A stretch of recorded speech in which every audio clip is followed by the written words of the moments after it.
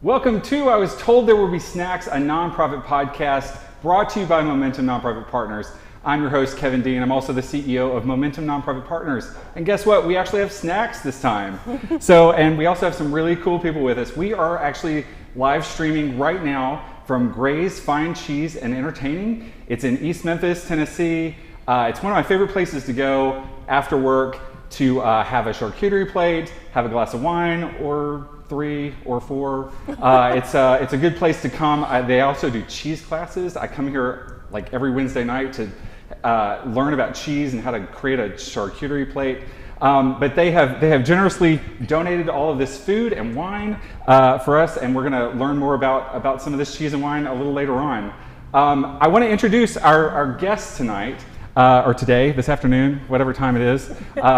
We have 3 outstanding nonprofit professionals. You probably know their names if you live in Memphis. You probably know their names if you don't live in Memphis. I want to introduce Jeanette O'Brien. She is the Director of Development for Collage Dance Collective. She's also the new president of Association of Fundraising Professionals Memphis chapter. And I also want to introduce Jan Young. She is the Executive Director of Assisi Foundation of Memphis, as well as Sally Heinz, the President and CEO of MIFA. Thanks for being here, y'all. Really excited y'all are here. They all have their wine hiding somewhere back there, but we're drinking wine. We're eating some pickles and some cheese right now. We're going to be talking about what nonprofit life is going to be like post-COVID. It's been a weird couple of years. We're coming out of it. Things have changed. Some things haven't. We're getting back in the groove of things, but the world has changed forever. And so we're going to be talking about some of these things. I consider these 3 ladies visionaries, so they can foresee the future. And so we're going to be talking to them today about what life is going to be like. So we're just going to go ahead and jump in. First things first, if y'all can give me each a 30-second bio of yourselves. Jeanette, we'll start with you. Oh, wow. Well, my name is Jeanette O'Brien, Development Director at Collage Dance Collective. I've been in fundraising probably over 20 years. I met Kevin in 2008. We were both getting our feet wet with nonprofit work, and we've been friends ever since. I've been at the National Civil Rights Museum for 13 years and at Collage Dance Collective for about a year now. So thank you for having me. And I will say Jeanette threw one of the best, actually the best event I've ever been to. It's called Night at the Lorraine at the Civil Rights Museum, and it was the coolest event, and everybody I took with me loved it. So you know how to throw an event. You know how to throw a party. Thank you. Jan, give me a 30-second bio. Okay, I'm with the Assisi Foundation of Memphis, and we're a health legacy foundation created in 1994 from the sale of a hospital. And so that's 30 seconds, right? 30 seconds, Jan. Very good, very good. After about 4 glasses of wine, we'll see how much longer we go. Sally, go ahead. Sally Heinz, and I laugh that I grew up in Memphis. I'm locally grown. I went to Snowden Junior High, I went to Central High School, I went to Rhodes College, so I was in a little neighborhood. I did go away to graduate school at the University of Texas. I've worked at several nonprofits in Memphis, been very fortunate, and I'm really blessed now to be at MIFA, the Metropolitan Interfaith Association. Awesome. Well, we love all of your work. Y'all do such amazing work, and so I'm glad y'all are joining us for our live stream today. So we're going to jump into some questions. I'm going to ask the hardest question first. So during COVID, what were you binging on Netflix or some other show or some other streaming platform? Jeanette, what about you? Well, I will have to say that I binged on Schitt's Creek. It was one of the shows that I thought I would never like, and I absolutely fell in love with it. It was one of the best. I'm actually watching it again over again. So Schitt's Creek was one of the binge moments for me during the pandemic. So I needed laughter in my life. Catherine O'Hara is a dream in this show. She is amazing. And of course the Levy, the father and son were absolutely amazing in it. So I loved everything about it. Just even. Okay, stand by.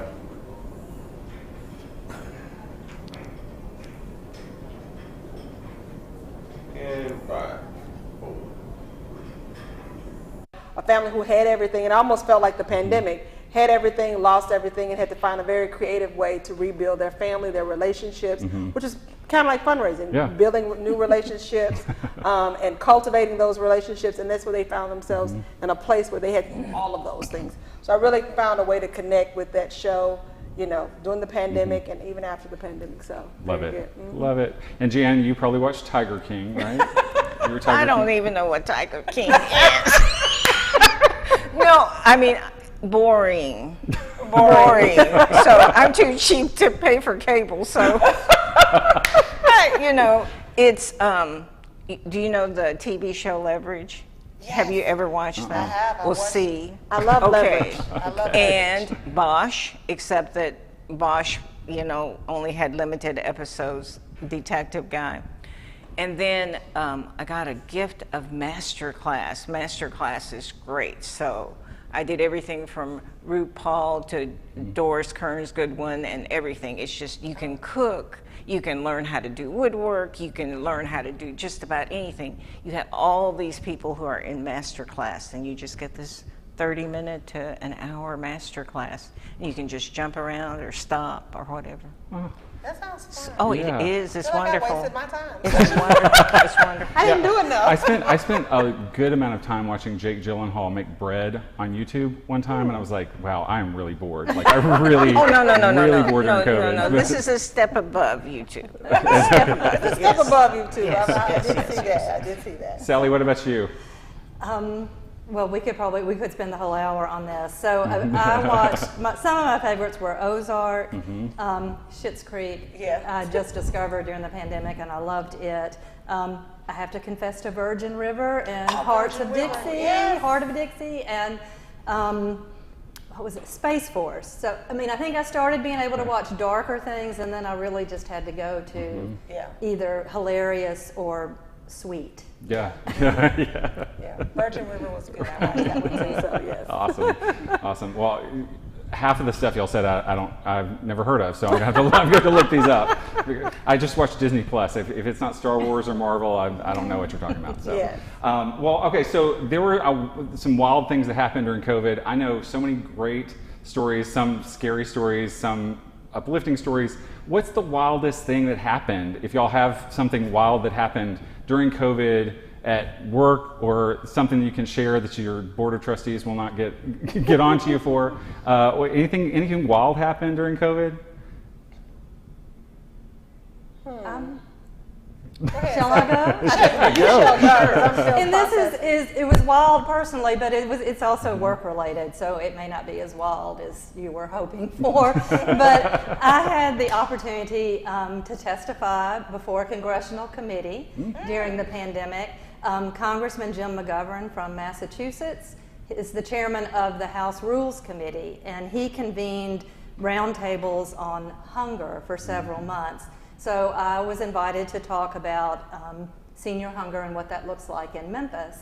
And the one reason I thought it was wild was that, pre-pandemic it would have involved going to DC and probably security checks and hotels, and I would have been so nervous about all of that and feeling like you were being grilled.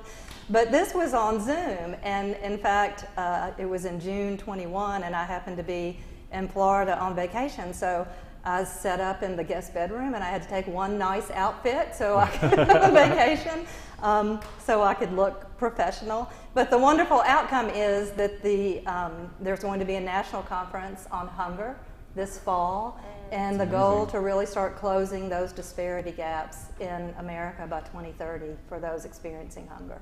That's exciting. Wow. That is exciting. I don't think I had anything that exciting, but that is very exciting. So. The weirdest thing was me trying to figure out how to get that cat. Did you hear about the attorney who was trying to present in front of the judge, and his daughter had been playing with his computer, and then he looked like the cat? I tried so hard to find that cat. That cat is on an old version of some Dell product, or maybe it's HP, I don't know. But I couldn't find the cat. I wanted to get the cat avatar. We had about 3,000 different people on our Zoom during COVID, because everything was free and everything was, and we only had one person walk by in the background in a towel, and oh, wow. I was expecting more, but like that's all we got. Yeah.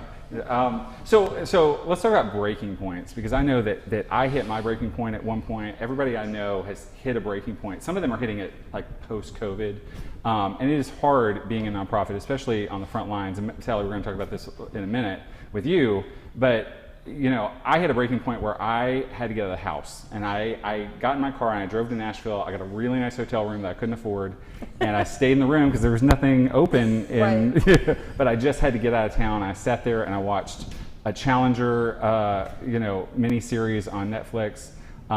What did y'all have a breaking point? Did y'all have a moment where y'all just like, or did y'all just power through this time?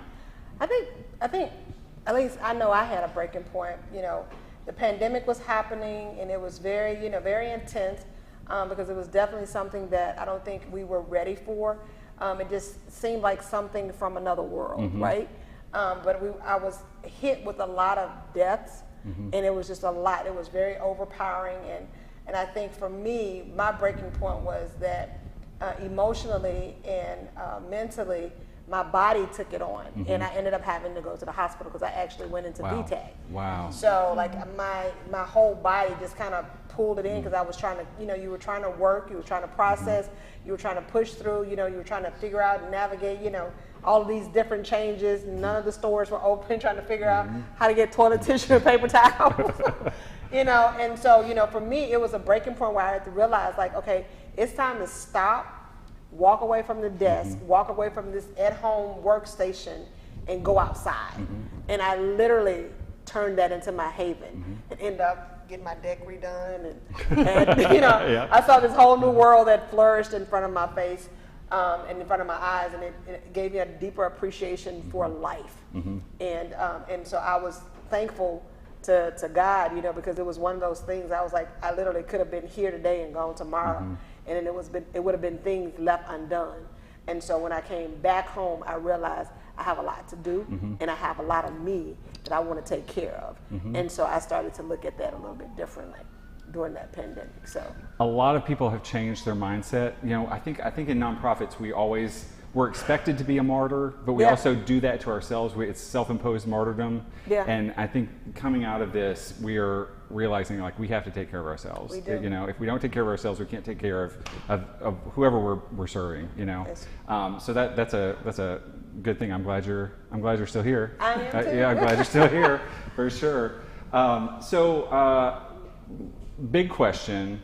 How do you think the nonprofit sector is going to change now that I think we're coming out of COVID tomorrow, but by the time somebody watches this in a month, it could have changed. But what do you think is going to be forever changed by COVID, or coming out of COVID?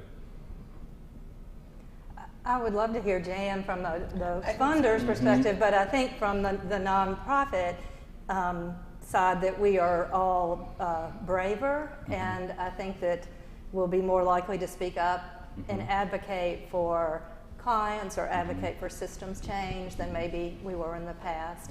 And I think we'll be more honest with funders about what we really need. And I also think we're maybe are more likely to ask for help, because we've seen over the years just needing, our staff members have been weary, and to ask board members or others for help, and respite to help take care of our staff. Yeah, I agree with Sally. I think for funders, learning how to be a little bit more transparent in that space. I think fundraising has changed and will always be changed from the pandemic. Just how we look at our donors. We saw creative ways to do things differently than we had been doing it. I think people would learn how to become more flexible. If you don't have any flexibility and you don't know how to move when things change and shift, and we saw a lot of organizations that were not able to shift, and they didn't have a lot of bend in them.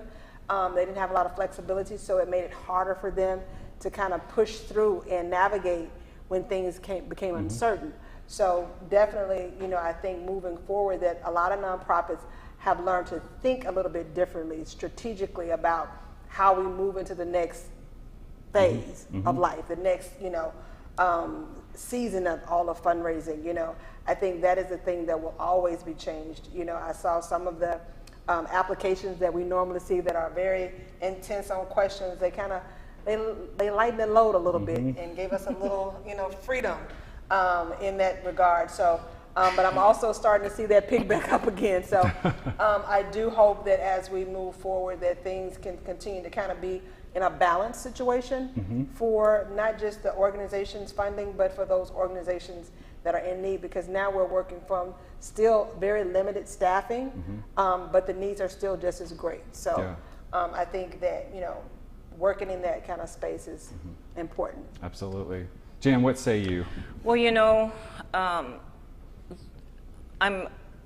part of it. It's really nice to hear that from Sally and Bernadette. My concern for me is that it seemed to me that the pandemic, and even though we're going into an endemic phase probably, seemed to accelerate some things that were happening anyway. And maybe it forced us to put a little bit more focus on those things. But what happened during the pandemic seemed to intersect at the same time with some generational forces where we were being pushed to re-examine the way that we were doing work-life balance, doing the type of work that we're doing, the whole issue about pay. Many of the things that surfaced, the equity issues, all of those were coming to the surface prior to the pandemic. It was as if COVID was this layer of global effect that just transposed itself on all these things that were coming to the surface more. And so I'm not sure where it's going to take us, because maybe it forced us to confront some changes we were going to have to make in a faster way. Jan Young cannot tell us where we're going. We are all screwed. This is hopeless. I know, right? I We quit. need to start I'm drinking done. some more, right? Drinking some more. Where's my glass? Well, you know, my heart goes out to all the young people. Those of us who are in the twilight of our careers have it easy, because we can shake our head and say, are you kidding me? But, you know, the rest of you young people, you're going to have to figure it out. And you're going to have to say, okay, this is really what I stand for. This is really what I'm going to be held accountable to. And this is what I'm willing to do. Yeah. Oh. I'm getting hot. That went more to mine. Drink a little. Oh, I know, drink a little bit more, right? all right, so really quickly, one word to describe how you feel right now as we're coming out of COVID. Like, what's one word that hopeful, optimistic, depressed? Oh, optimistic, absolutely. I'm optimistic Absolutely. and very hopeful. Okay. You know. All right. Yeah. Well, that's good. That's good. I think we have to. Like, we don't have any other choice, right? Like. Oh, yeah, we have a choice. You have a Oh, choice. yeah. But There's always a choice. the alternative seems so. You know, like it. Oh, it just, no. I do think that we have people who really do want to make a difference. You know, maybe we're not all aware of what it's going to take to make the difference, but there are people who really want to make a positive difference. Yeah. Yeah. That's. Well, I think that's the three of y'all for sure. You know. Yeah. I go back and forth daily. Sometimes I'm like, I just want to go sell out and just work in a corporation and push papers, and this is really hard work. This is really hard work, and we saw how hard it was compared to, you know, other spaces. How hard it was during this time, and it was definitely challenging. It was always weird for me when I had friends who were like, I am so bored right now, and I'm like, I am fielding 100 emails per hour, you know, with all these nonprofits, and they're all desperate for masks and just all of this stuff that we were hoping for, not just for ourselves, but for our staff and for the clients we're serving and just the communities we're serving. So, y'all, we're going to go to a commercial. We're going to come back with these awesome ladies, and we're going to talk more about Food. all kinds of things. We'll be right back. Kadzukian. Maybe.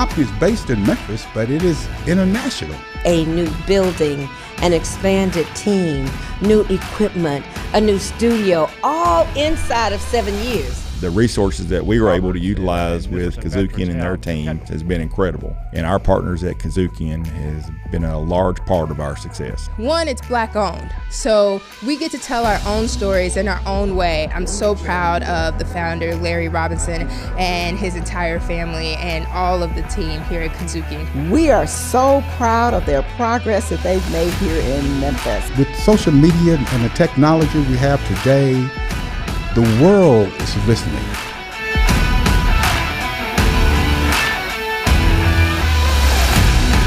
Kazukian. Check out all your Kazukian favorites now. Download the Kazukian app, available on Android and iOS. This is a journey. Let me take you on a journey.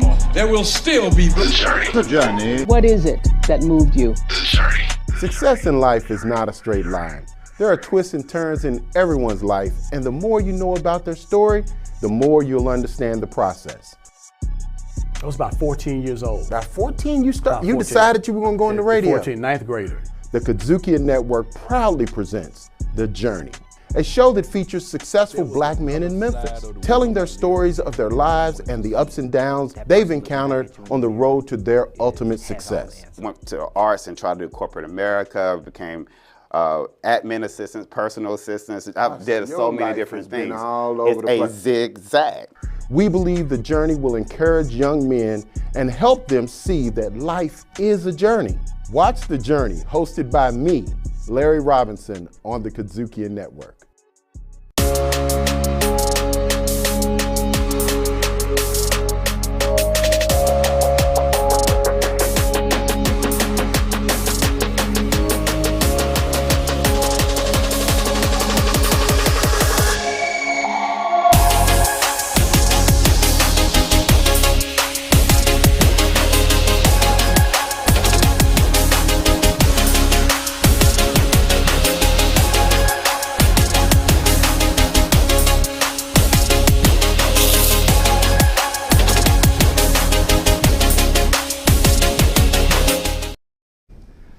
Welcome back to Gray's Fine Cheese here in Memphis, Tennessee. My name is Bradley Sharp. I'm the wine director at Gray's Fine Cheese.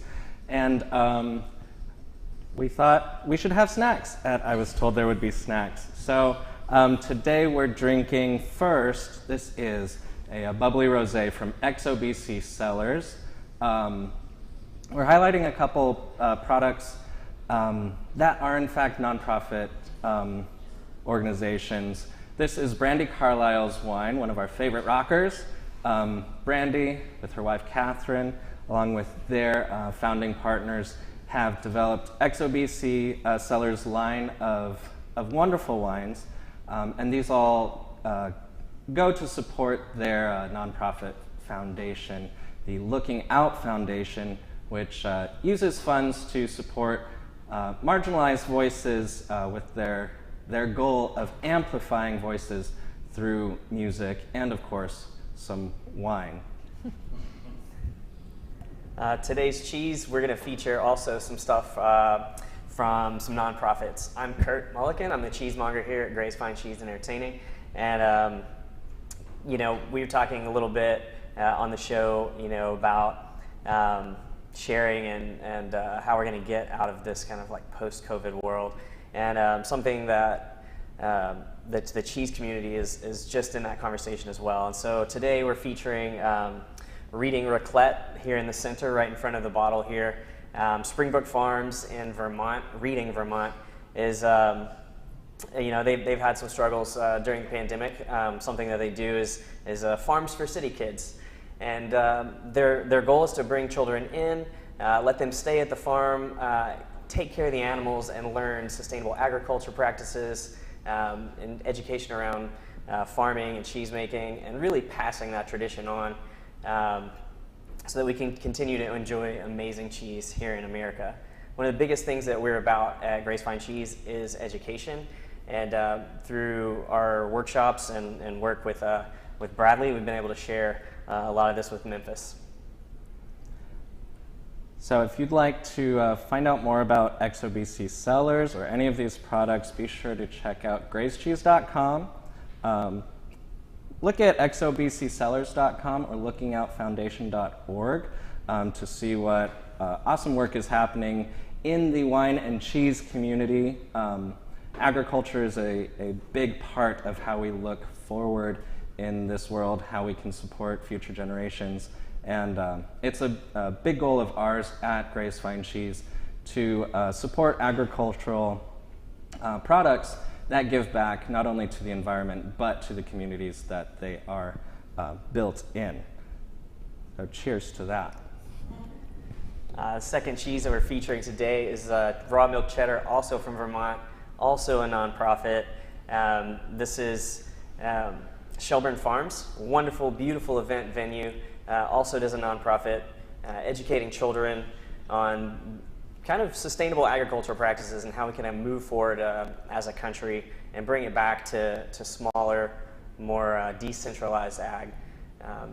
They've been wonderful to work with, and obviously they make incredible cheese, which is all we have here at Gray's.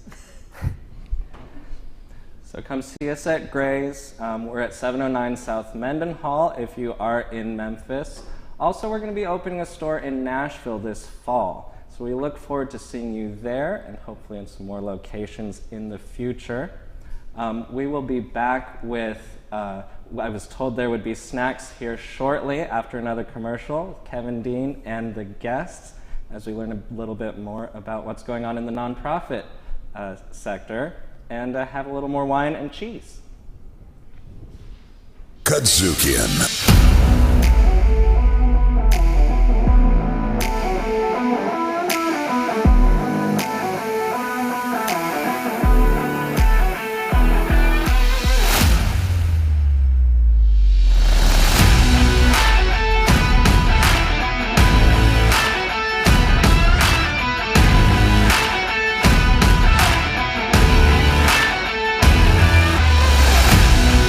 The company is based in Memphis, but it is international. A new building, an expanded team, new equipment, a new studio, all inside of 7 years. The resources that we were able to utilize with Kazukian and their team has been incredible. And our partners at Kazukian has been a large part of our success. One, it's Black owned, so we get to tell our own stories in our own way. I'm so proud of the founder, Larry Robinson, and his entire family and all of the team here at Kazukian. We are so proud of their progress that they've made here in Memphis. With social media and the technology we have today, the world is listening.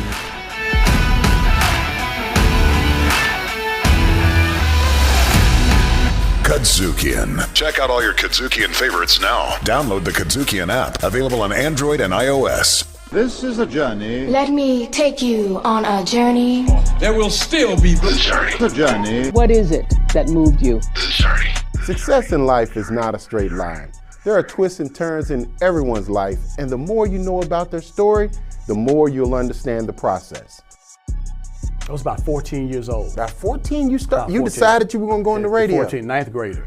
The Kazukian Network proudly presents The Journey, a show that features successful black men in Memphis, telling their stories of their lives and the ups and downs they've encountered on the road to their ultimate success. Went to arts and tried to do corporate America, became admin assistants, personal assistants. I've did so many different things. It's a zigzag. We believe The Journey will encourage young men and help them see that life is a journey. Watch The Journey, hosted by me, Larry Robinson, on the Kazukian Network.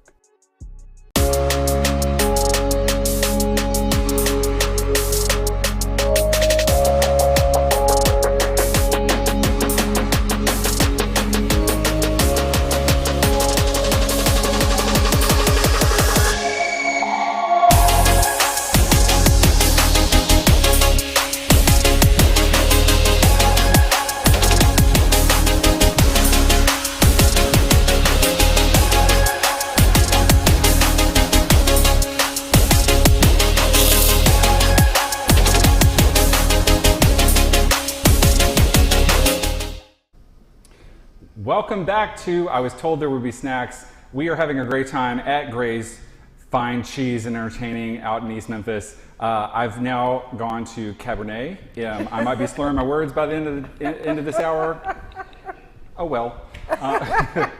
They won't judge me, I hope. No, all right, so let's jump back into these conversations. So, Jeanette, I want to talk to you first. Uh-oh. But I want to talk about something that really showed up. Like you were talking earlier about how things sort of sped up. Trust-based philanthropy. And trust-based philanthropy, for those of y'all who don't know what trust-based philanthropy is, it's really about trusting grantees, giving them multi-year operating support, removing barriers to access to these, to grant applications, making grant applications not 42 questions that you don't need to answer, not having the kind of grant reporting that you used to. And we saw this showing up a lot in Memphis, and I was so excited, especially as a person who has to write some grants, to not have to do all of that extra work. But it also, it's changing the relationship between funder and grantee, where we are trusted, and I think that's the power dynamics have often been a little bit skewed, and so this is leveling the playing field a little bit better to create more of a partnership.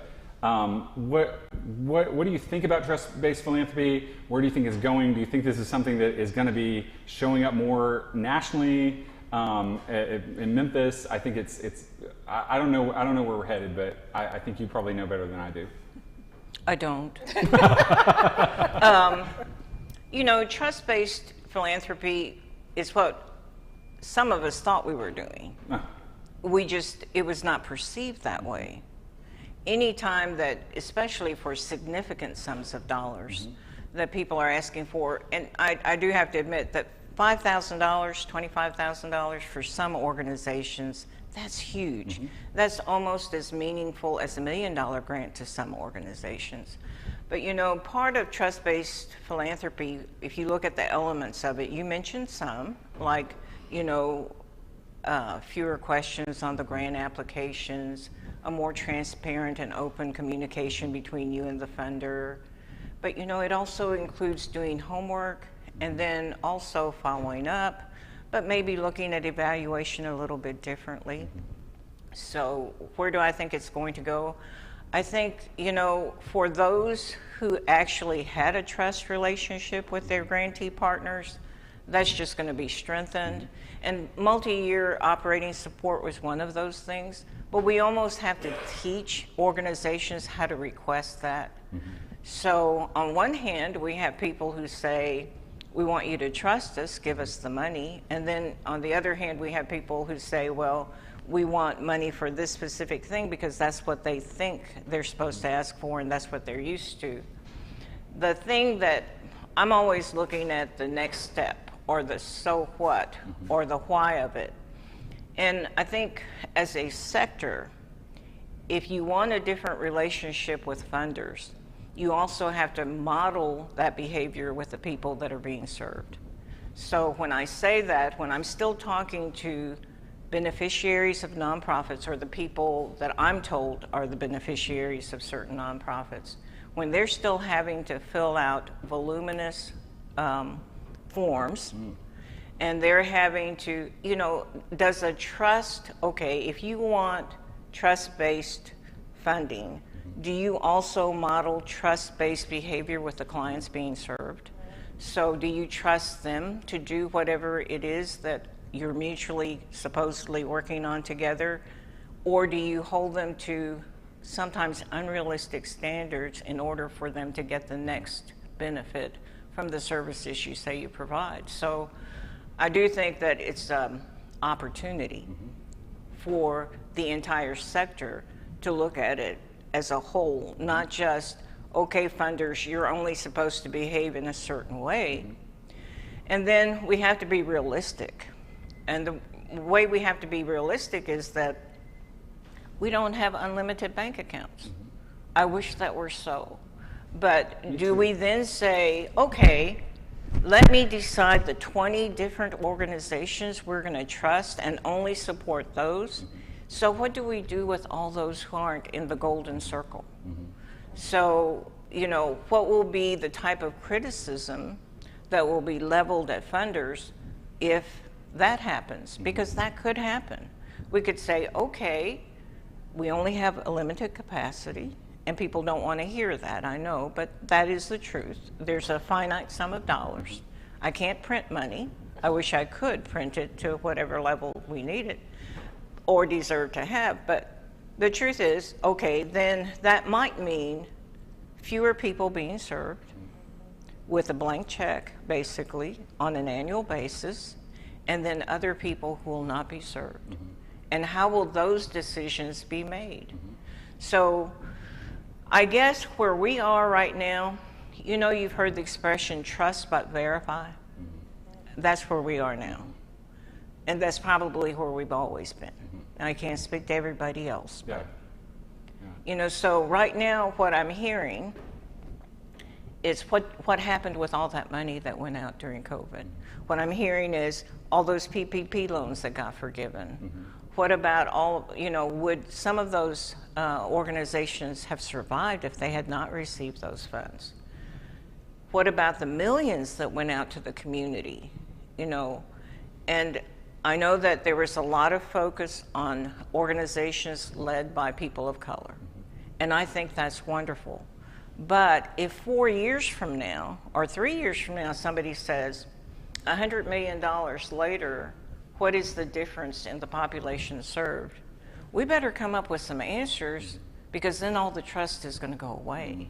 Because a lot of that money got pushed out just solely on trust. So I have concerns, because I don't want the blowback to push us further back to where we never want to go back to. Interesting. Yeah. One thing that I do think was really great is, you know, Community Foundation. We did a survey with Community Foundation. It was like 300 and something people filled out the survey, and it was organizations that Community Foundation never even heard of, and they were funding them very quickly. You know, and I was on the committee. You know, as MIFA, of course, came up, you know, first. Food Bank came up first, but it was like, hey, wait a second. There's other folks that also need this money. And there were organizations that we knew of that I guess the funders didn't know of, or Community Foundation didn't know of, that got funded for the first time. And I was so excited to see this happen. And so I think it's like a. But will you be excited 2 years from now? Will you be excited 10 years from now if those organizations never see another check? I'll be really sad. Yes. Yes. And that's my concern. I mean, that's my concern. Without the impetus of a pandemic or something, or the incentive of, you know, people dying and some intervention being required, will we still have those relationships? I'm not taking anything away from it, because we contributed to that fund. So, you know, I think a lot of good got done, and a lot of wonderful people got served, and a lot of people had a chance to be recognized. But I can tell you now that there are some people that were funded that no longer exist as an organization. And that's just today. Yeah. That's not even 1 full year from the time the grant was made. Well, hopefully they did a lot of good. Absolutely. In that moment. And that is okay. If that is our measure, you know, it's kind of like, okay, like the little kid that's walking on the beach. You can't save all the starfish, the grandpa says. And the little boy says, I saved this one. So if that's our perspective, that's good. Because even for that moment in time, we saved that one. And that's okay. Yeah. Yeah. But then don't come back at me and say, shame on you for not having saved the 100. Right. It is exciting to see, you know, some of these organizations that we work with, the smaller ones, the up and coming ones, you know, and you know, I was at Literacy Mid-South. I was fortunate enough to get multi-year operating support from Assisi Foundation, but I also was program funded to death. You know, like we don't fund overhead, we don't fund salaries, we will only give, and it's like, well, how am I supposed to make this work? And I think that is changing, hopefully, and hopefully that is changing for the smaller grassroots organizations, where people are starting to say, all right, we can't just program fund them to death, you know? So I'm hoping we move in a direction where even if there are organizations that are not going to be with us in a week or two, that some of these organizations are going to be lifted up where they wouldn't have been before. And for the rest of us who are already there or have arrived or you know have the name recognition, that we're you know not going to have to fill out all that paperwork anymore. And you know, and I'm not saying that. You know, we only have just a few examples of organizations that are no longer viable, but you know, and maybe they were only supposed to be here for the season, right? Yeah. Maybe they and that's fulfilled okay. their mission. Yeah. That's right. We're all really trying. And that to can be yes, yes. So that's great because that may have been the goal. Yeah, yeah. Hopefully. I mean, we're all here to hopefully go out of business. Maybe not the arts. The arts will. But MIFA, if MIFA went out of business at some point and y'all achieved your mission, that would be amazing. I'm actually saying that MIFA. I hope MIFA goes out of business. Absolutely. For the right reason. That's right. For the Absolutely. Right reason, you know? Absolutely. The ultimate goal. Yeah. I mean, that's the ultimate goal of most nonprofits is to fulfill their mission. So that's really exciting. We have a few more minutes before we have to go to a commercial break, and I'm gonna go to Sally. Sally, I know how hard it is to be an executive director just on a good day. Like on a good day, it's hard, you know. But then you have the added weight of layoffs, funding issues, and maybe MIFA didn't encounter funding issues because y'all sort of are well known for emergency response. But you know, mental health issues of staff, mental health issues of clients, getting checks in hands to people who need emergency services. What did the wait feel like? This is sort of a depressing question I'm asking you. No, I apologize, but like what did that feel like? Because I know what it felt like for me, but I also don't work direct services like you do. So, you know, it did feel heavy because we knew at the beginning of the pandemic that our clients were going to be really impacted. Those seniors that we serve Meals on Wheels, they're homebound, they're isolated. The pandemic was going to make them feel even more so. Families that we help with rent and utility assistance, they were going to be the most impacted by not working or losing hours. And I have reflected a lot on how MIFA was able to keep going. And in reality, we served more. We served more meals. We helped more families than when we do in a normal year. And of course, we did it because the need was there. And I think there were a lot of reasons that made it possible for MIFA.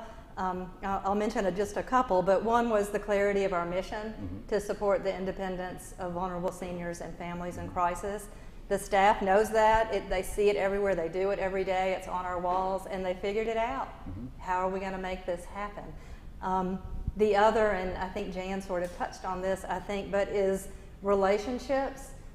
You can't create a relationship in a crisis, but if we know we can't fix the problems in Memphis by ourselves, so we work with other nonprofit partners, we work with the city, we work with the county, we work with funders, but those relationships and that trust needed to be in place for MIFA to be able to do that, and so we were in a good place with that. There are other reasons like resources and things you have mentioned, and just quickly, I do want to mention the weight of it because MIFA lost 8 staff members during the pandemic, 8 active staff members. They did not all pass away due to COVID, but we lost them. One, Phyllis Phillips, our Director of Emergency Services, was well known and beloved. So we did have that weight as a staff that we were trying to support our staff members as they continued to get out there and deliver those meals and do all those things.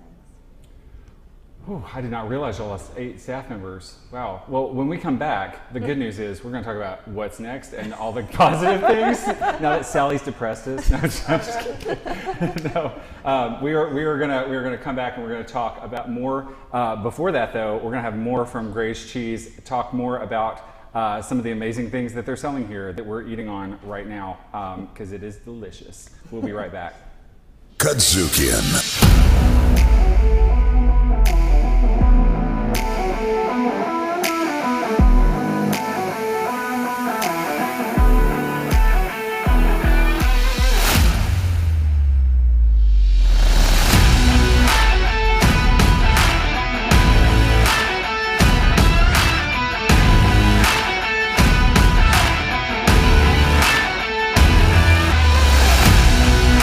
company is based in Memphis, but it is international. A new building, an expanded team, new equipment, a new studio, all inside of 7 years. The resources that we were able to utilize with Kazukian and their team has been incredible. And our partners at Kazukian has been a large part of our success. One, it's Black owned, so we get to tell our own stories in our own way. I'm so proud of the founder, Larry Robinson, and his entire family and all of the team here at Kazukian. We are so proud of their progress that they've made here in Memphis. With social media and the technology we have today, the world is listening.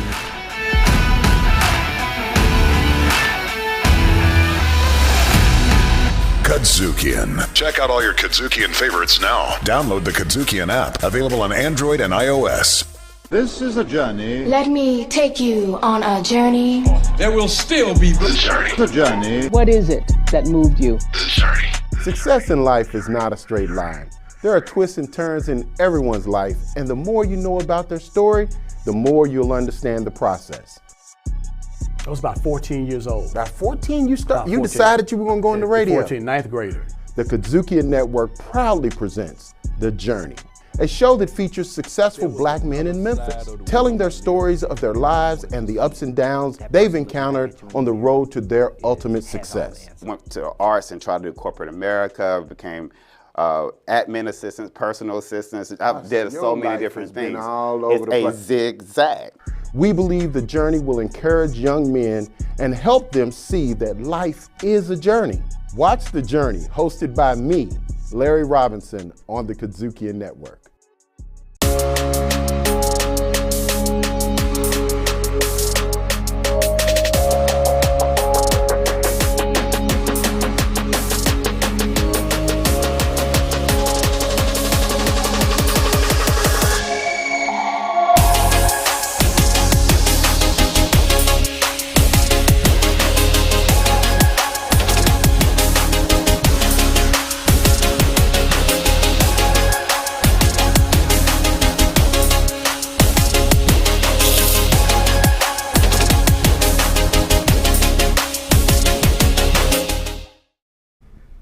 Hello again, my name is Bradley Sharp, this is Kurt Mulliken, and we are here at Gray's Fine Cheese in Memphis, Tennessee.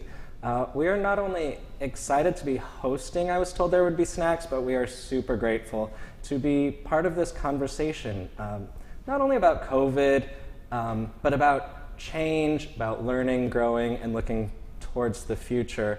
And I think one of the things that we in the for-profit area can challenge ourselves to do is look for products, look for people who create products that support other people in their journeys. And One Stone Cellars Cabernet is one of those products. Earlier we looked at XOBC Bubbly Rosé from Brandy Carlisle. Not only is that one of the very few queer-owned wineries in the world, but it's part of a growing demographic of female-owned wineries, just like One Stone Cellars. This is all women-owned and operated, and part of their mission is to support women in their education in wine and agriculture. So they have created Dream Big Darling. Go to dreambigdarling.org to see what they do in their work. All the proceeds from these wines go back to fund scholarships and support women in their educational journeys in the wine industry, which is really exciting. And it's also a really delicious Cabernet from Paso Robles, California. So it's really great with some awesome cheeses. Speaking of tips and tricks, really strong cheddar and Cabernet are really great friends. So awesome to have these two wonderful products. Back on the nonprofit side of things, these are both nonprofit cheeses. Reading Raclette is something that we're really proud to offer. Seeing children learn where their food comes from and how to produce it, to me is a way to kind of push forward these ideas of sustainable agriculture in America. And raclette is neat because traditionally it's done on the border of France and Switzerland. A lot of people know raclette as a melting cheese. So if you have a chance to to have a party post-COVID. And this is another great thing is we're starting to entertain again. And here we've made, just a meat, cheese, and pickle platter. Raclette does not have to be something that you melt over meats and breads, although it's wonderful that way. It's also awesome snacking cheese, and it works really great with meats, mustards, and pickles. So awesome to have these wonderful cheeses and American producers carrying forward that awesome work. We would love to help you participate in these products and come by and just get them, eat them, and enjoy them. Either here in the shop at our bar, or if you want to have us build you a platter like this to take home with you, to take to concerts. There's tons of outdoor events that a meat and cheese platter is perfect for. So let us know if we can help you with that in any way. At grayscheese.com you can order, or just check out what we're doing here in the East Memphis community.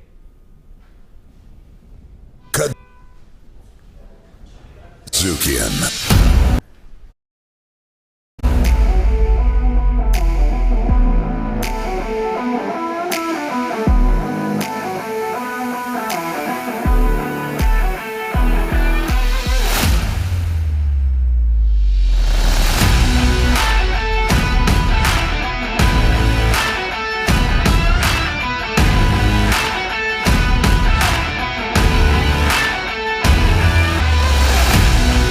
The company is based in Memphis, but it is international. A new building, an expanded team, new equipment, a new studio, all inside of 7 years. The resources that we were able to utilize with Kazukian and their team has been incredible. And our partners at Kazukian has been a large part of our success. One, it's Black owned, so we get to tell our own stories in our own way. I'm so proud of the founder, Larry Robinson, and his entire family and all of the team here at Kazukian. We are so proud of their progress that they've made here in Memphis. With social media and the technology we have today, the world is listening.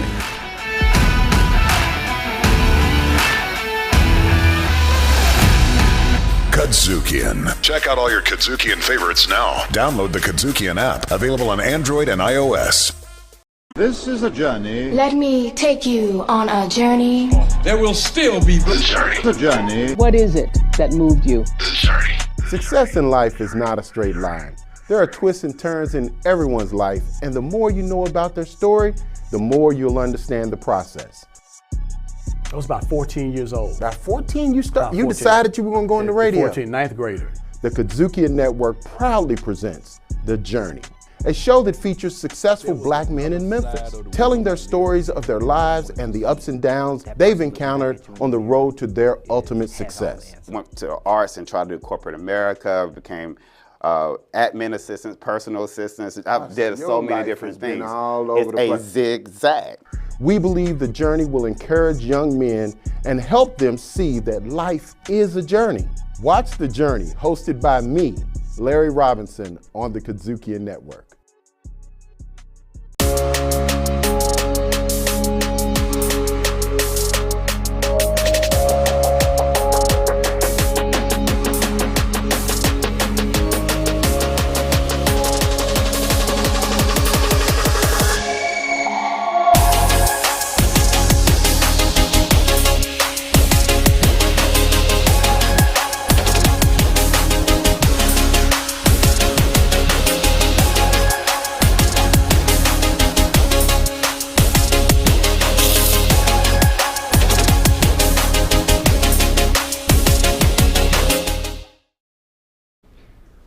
Welcome back to I Was Told There Would Be Snacks. We're in our final chapter of talking to these three visionaries. Sally left us on a sad note. I'm just kidding. I'm giving her a hard time. I was the one who asked the sad question. But we're talking about some of the things that happened that were difficult during the pandemic. And now we're going to talk to Jeanette about something that is difficult post pandemic, or we're still in the pandemic, I guess, but like, we're in a different place in the pandemic. But like, let's talk about the Great Resignation. Oh wow. Yeah. So here comes another hard question. So I know I'm a former director of development. I know that fundraising was extremely difficult for the arts. I also know that a lot of our research that we've done at Momentum has shown that directors of development are the least professionally developed staff members on staff in nonprofits. So it's kind of no wonder to me that we have a lot of development folks who are hopping around. I also think there's some really unattainable goals that executive directors give to their directors of development. Especially if you haven't fundraised before, I've talked to I've talked to executive directors who have been like, oh yeah, I told my new director of development that they had to raise $1 million in the first 6 months, or they were gonna get the axe. And I was like, that is so unrealistic, and we're setting a lot of folks up for failure, but we're also losing people very quickly. And I think that's just part of the game. But how in this great resignation do you keep a good director of development? Because I know that there's some folks who are going to be listening very intently right now. Well, that's a very good question, Kevin. And it is definitely the great resignation, should I say. And one of the things that I think I've seen the most of, and what I would recommend, is to listen as an executive director. Listen, because a lot of times your staff is talking, but you're not listening. And when staff get to the point where, I think it was trending during the pandemic on TikTok, I gotta choose me, Lucius, I gotta choose me. And when people get to the point where they start choosing themselves, it becomes hard to pull them back in. Because at that point, they've tried to reach out, they've been talking and saying, hey, this is unrealistic, I think we need to look at this a little bit differently. No, and when that push keeps going and the conversation keeps clashing to the point where they feel like their voice is not being heard, then they get in a place where they say, you know what, I really have to make a decision about me. So I think for me, I would say, just listen, because people are talking, but you have to pay attention and listen to what they are saying, and and be okay to sit down and be transparent and have a conversation about what is realistic, what does seem to make sense for our organization, because I know that there are demands that are really great, that are really heavy, but we have to look at too, how many people are doing the work, do we have enough people to do it? How can we make the burden a little bit lighter for you? Things like that. I think that there are a lot of ways to really look at development and fundraising. I think a lot of times there is not a lot of time given to development directors to go and spend time reading and researching. There's a lot of information that's coming out. When the Chronicles of Philanthropy, they send out articles and you don't have time to read them because you're trying to meet deadlines. There's not a lot of staff development time. You don't really get that staff development time to really spend. And I think, maybe looking at a restructure of how we work, I've talked to a lot of different friends in different organizations. I think GEO, I can't remember what that stands for, but one of my friends in DC, they've actually restructured their whole nonprofit organization to the point where they realize it has been so intense during the pandemic that they decided, like from December when Christmas comes after the New Year, they close the office down. And it doesn't count toward their vacation time, but they're really looking at a holistic approach to how they deal with their staff from a mental health perspective, because it was very overwhelming for a lot of them. And then they chose to, during the summertime, on Fridays, they give the staff off. So they kind of went into a 32-hour full-time work week, just so that people can have some family time, more downtime to be able to come back and work better, and not be so overworked. I've been in places where you have vacation and sick time, but it's almost like when you say, well, I need to take off, people look at you like, what? Where are you going? And then you come back and you're flooded and it feels like you never went on vacation because you got 15,000 emails, you got deadlines, you got this to do. Somebody came up with a really great idea and they need money for this event. And you're like, oh my God. And so it can become very overwhelming. And so people get to the point where they try to look at, I need to be here more for my family. I need to look for more balance in life, and I've tried talking to them, they're not listening to me. So I think for me, as an executive director, president of an organization, really take the time to listen to what it is your staff is really saying to you in your one-on-one meetings or in just passing in conversation. You know, sometimes we carry our emotions on our face, and you can walk through an office and tell whether someone looks happy, or they look stressed, or anxiety. It seems to be in the atmosphere when you walk into a space. How can we work to make this space a little bit more peaceful, so that we can get the kind of work done that we need to get done? So, yeah, the Great Resignation is definitely out there. I've probably, every time I talk to somebody, they're like, yeah, our so-and-so resigned yesterday, so I'm doing 2 people's job, and we already, you know, laid off, you know, a certain amount of people, you know, so my plate is really full, and, you know, so I keep hearing this over and over and over again. But I definitely think from a leadership perspective, it always starts at the top and trickle down. I think when I grew up in the South, and, you know, and they always say if you can't manage your own house, you can't manage anything. So it always starts at home and then spreads abroad. So I think if you look at, you know, all of those things, and how can I, you know, really make my organization, my team, because if it's a team, that's how you have to look at it. Not just at one department, but the entire team of work. So, yeah. It is interesting how executive directors, there are so many expectations put on us that are often unrealistic by the community, by our staff, by our board members, by our funders. But yet we often put really unrealistic expectations on our fundraisers, you know? So, Jean, what were you going to say? Kevin, Jeanette made a very good point. You know, see, I called her Bernadette earlier. And I can't even blame that on wine. I had not even started yet.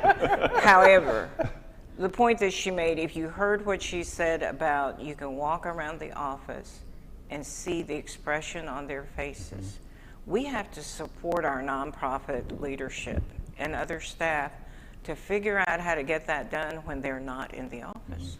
When they're working remotely or on a hybrid schedule, you don't always get to have that experience that you had the luxury of having when we were all in the office. So we haven't figured out a way to educate people or to support people in learning how to support staff in this unique environment. That sounds like an amazing fundable opportunity for some foundation, right? just saying, Jan. Just saying. Be explored for I mean, that is a really good point, though. I mean, that there's. It's a conversation that deserves to be. And nobody has figured this out yet. Yes. You know, nobody. We're still figuring this out. Sally, I will say, of any organization that I pay attention to, I pay attention a lot to your leadership and to MIFA in general. You don't have much turnover in your development department, like everybody else does, but you keep people for years. Like Cindy's been there forever. Like what's your secret? What's the secret sauce? What are you doing right? Like what do people need to know? Well, you know, because I came up through development, that was my path. So I think I understand your point earlier about unrealistic expectations, and you can't just say every year the goal is going to increase by 10%. Y'all get with it. And the point about listening, we've been going through some leadership training at MIFA, and really that listening is like, that's number one, if you can listen to staff and really hear. But we are lucky, and I will knock on something with our development staff, and so glad that they come to MIFA and believe in the work and want to stay there and see. I think we're committed to outcomes and we're committed to results, and that is also appealing to development staff. Yeah. So big question, huge question, what's next? What should we plan for? What should we prepare for? What do we know now? I know that I'm sick of Zoom. I know that I never want to do a Zoom happy hour again. I never want to do a Zoom.